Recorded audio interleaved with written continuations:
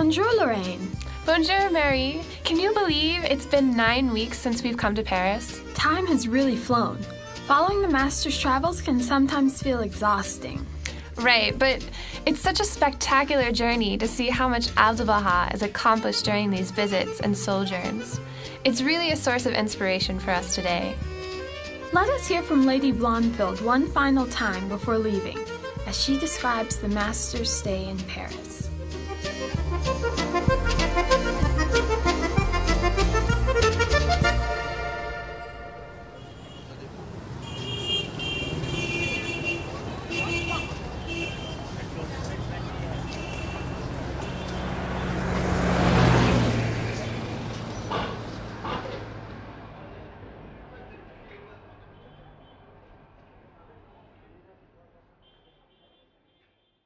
Every morning, according to his custom, the Master expounded the principles of the teaching of Baha'u'llah to those who gathered round him, the learned and the unlearned, eager and respectful.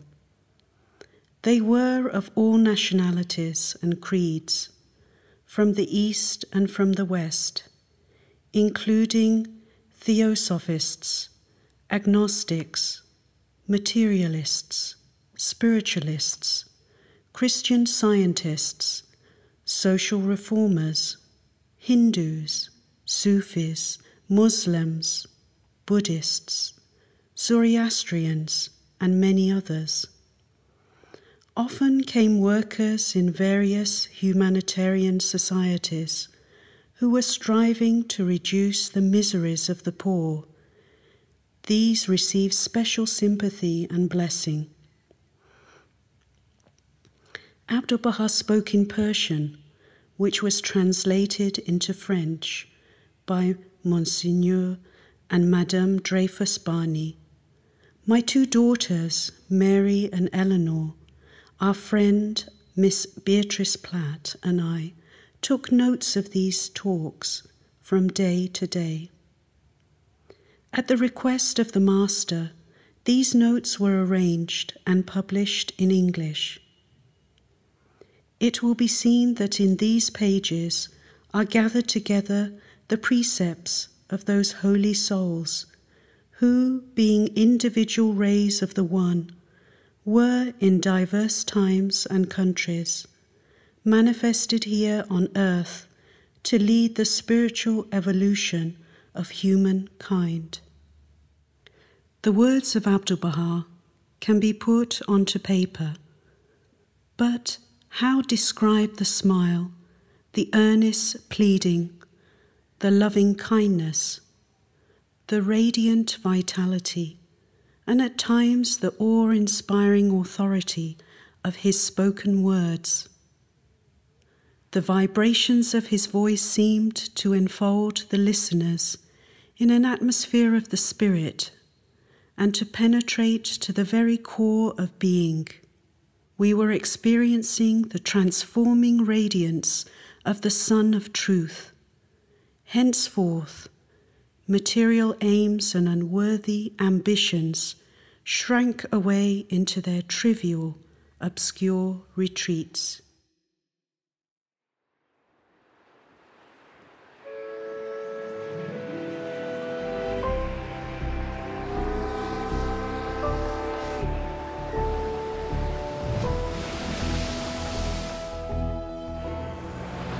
You're listening to the Journey West podcast, dedicated to following the travels of Abdu'l-Baha in the West. There can be no true happiness and progress without spirituality. November 21st, 1911. Ferocity and savagery are natural to animals, but men should show forth the qualities of love and affection. God sent all his prophets into the world with one aim, to sow in the hearts of men love and goodwill, and for this great purpose they are willing to suffer and to die. All the sacred books were written to lead and direct man into the ways of love and unity. And yet, in spite of all this, we have the sad spectacle of war and bloodshed in our midst.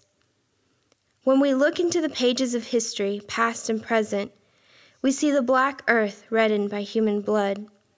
Men kill each other like the savage wolves and forget the laws of love and tolerance. Now this luminous age has come, bringing with it wonderful civilization and material progress. Men's intellects have widened, their perceptions grown, but alas, in spite of all this, fresh blood is being spilt day by day. Look at the present Turco-Italian war. Consider for a moment the fate of these unhappy people. How many have been killed during this sad time? How many homes are ruined, wives desolate, and children orphans? And what is to be gained in exchange for all this anguish and heartache? Only a corner of the earth. This all shows that material progress alone does not tend to uplift man. On the contrary, the more he becomes immersed in material progress, the more does his spirituality become obscured. In times gone by, progress on the material plane was not so rapid. Neither was there bloodshed in such profusion. In ancient warfare, there were no cannons, no guns, no dynamite, no shells, nor torpedo boats, no battleships, no submarines. Now, owing to material civilization, we have all these inventions, and war goes from bad to worse. Europe itself has become like one immense arsenal, full of explosives, and may God prevent its ignition, for, should this happen, the whole world would be involved. I want to make you understand that this material progress and spiritual progress are two very different things, and that only if material progress goes hand in hand with spirituality can any real progress come about, and the most great peace reign in the world. If men follow the holy counsels of the teachings of the prophets, if divine light shone in all hearts and men were really religious, we should soon see peace on earth and the kingdom of God among men. The laws of God may be likened unto the soul and material progress unto the body. If the body was not animated by the soul, it would cease to exist. It is my earnest prayer that spirituality may ever grow and increase in the world, so that customs may become enlightened and peace and concord may be established. War and rapine with their attendant cruelties are an abomination to God and bring forth their own punishment. For the God of love is also a God of justice, and each man must inevitably reap what he sows. Let us try to understand the commands of the Most High and to order our lives as He directs. True happiness depends on spiritual good and having the heart ever open to receive the divine bounty. If the heart turns away from the blessings God offers, how can it hope for happiness? If it does not put its hope and trust in God's mercy, where can it find rest? Oh, trust in God, for His bounty is everlasting, and His blessings, for they are superb. Oh, put your faith in the Almighty, for He faileth not, and His goodness endureth forever. His sun giveth light continually, and the clouds of His mercy are full of the waters of compassion, with which He waters the hearts of all who trust in Him. His refreshing breeze ever carries healing in its wings to the parched souls of men. Is it wise to turn away from such a loving Father, who showers His blessings upon us, and to choose rather to be slaves of matter? God in His infinite goodness has exalted us to so much honor, and has made us masters over the material world. Shall we then become her slaves? Nay, rather let us claim our birthright, and strive to live the life of the spiritual sons of God. The glorious Sun of Truth has once again risen in the east. From the far horizon of Persia, its radiance is spreading far and wide, dispersing the dense clouds of superstition. The light of unity of mankind is beginning to illumine the world, and soon the banner of divine harmony and solidarity of nations will be flying high in the heavens. Yea, the breezes of the Holy Spirit will inspire the whole world. Oh, peoples and nations, arise and work and be happy. Gather together under the tent of the unity of mankind. Now let us hear from our round table on this talk. My name is Ivan, and I'm a filmmaker. My name is Lydia, and I'm a writer. My name is Shira, and I'm an educator and poet. One of the things that really struck me about this talk from Abdu'l-Baha is I had studied social development, and the point of that is to try to discover what is progress and how can communities and groups be helped to progress. And Abdu'l-Baha points out very clearly that if our focus is only material progress, then we won't have true progress.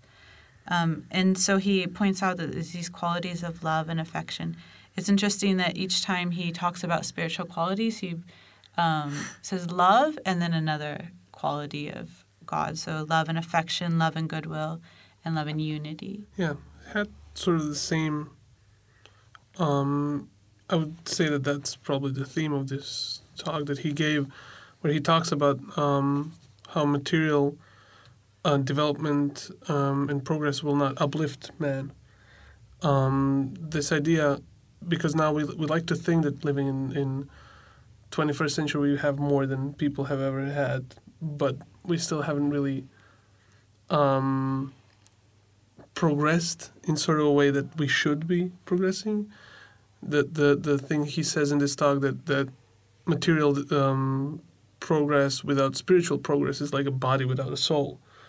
So basically, in a way, it's almost like with all of this material achievements that we have achieved, we've done nothing almost, because we still have wars going on everywhere.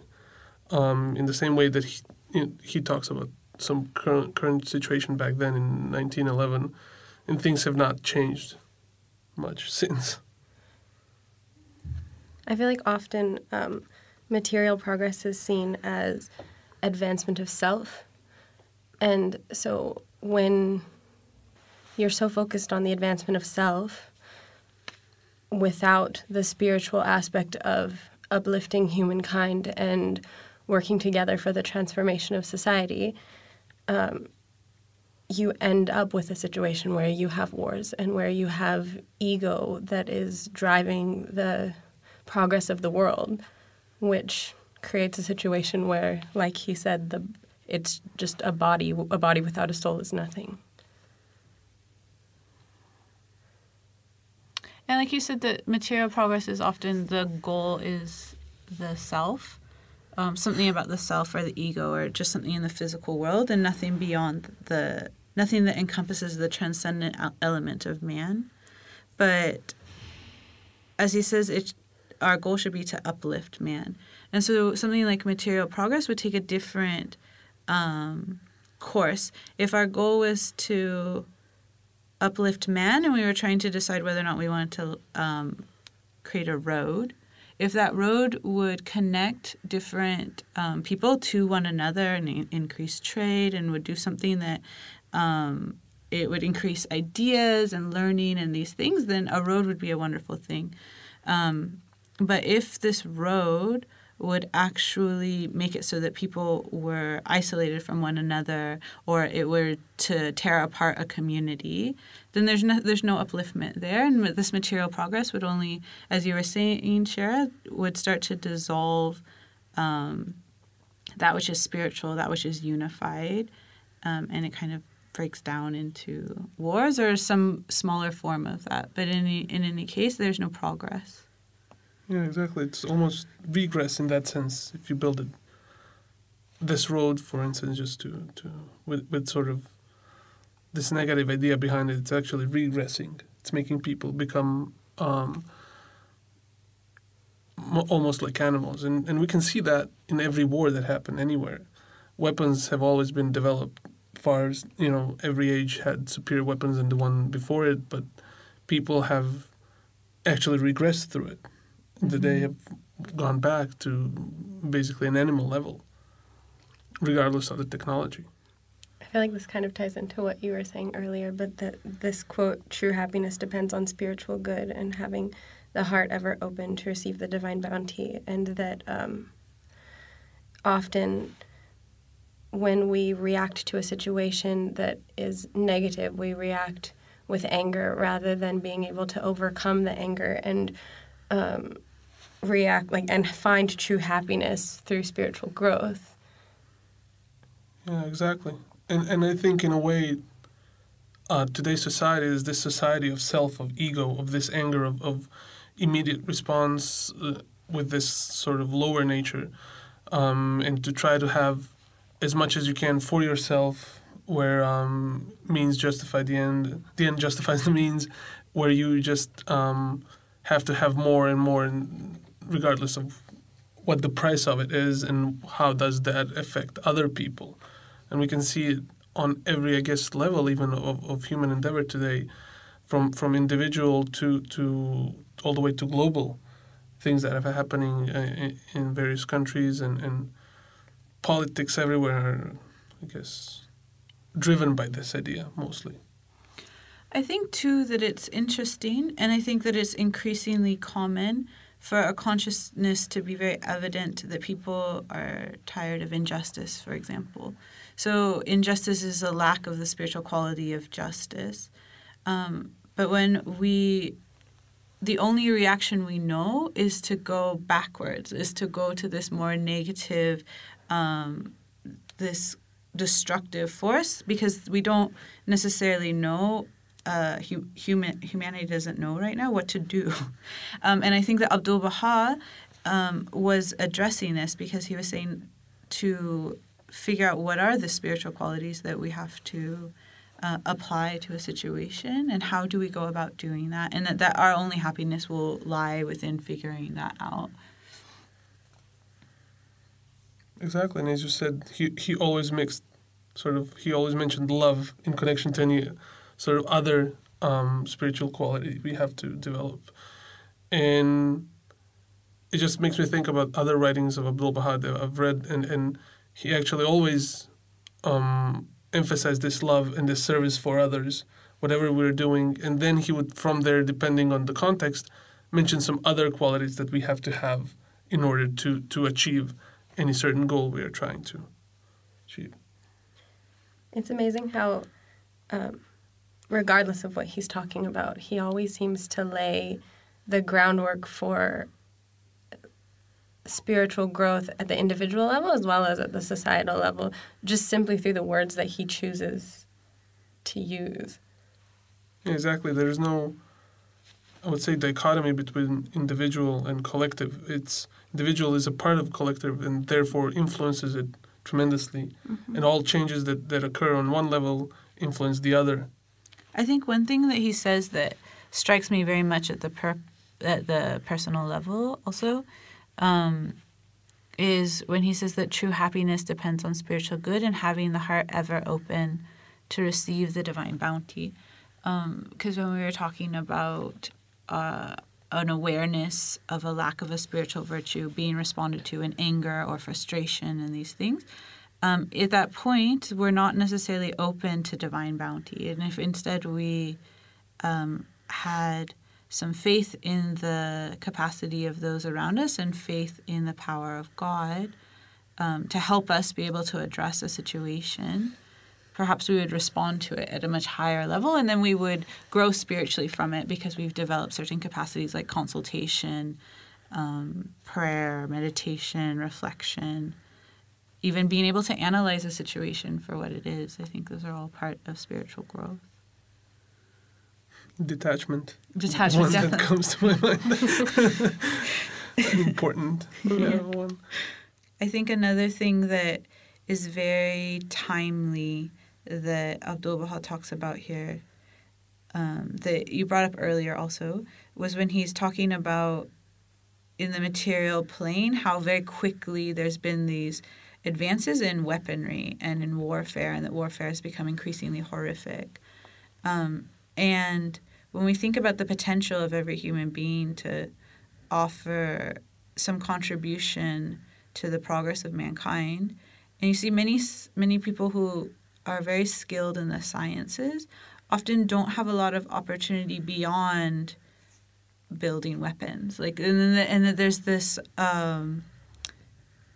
there's not, because I think also that there isn't this huge emphasis in society on spiritual development, I think that often people feel then stopped. Like either they have to help contribute to the development of weapons and warfare, or they have to like become something else that's not fulfilling their capacities. I think that if we had more of an emphasis on the spiritual development, it would give people an opportunity to think, okay, I have these certain talents and qualities. How can I help it for the advancement of my community? Whereas right now it's kind of just get a job, and my jobs only lead me thus far, and then I'm limited. Yeah.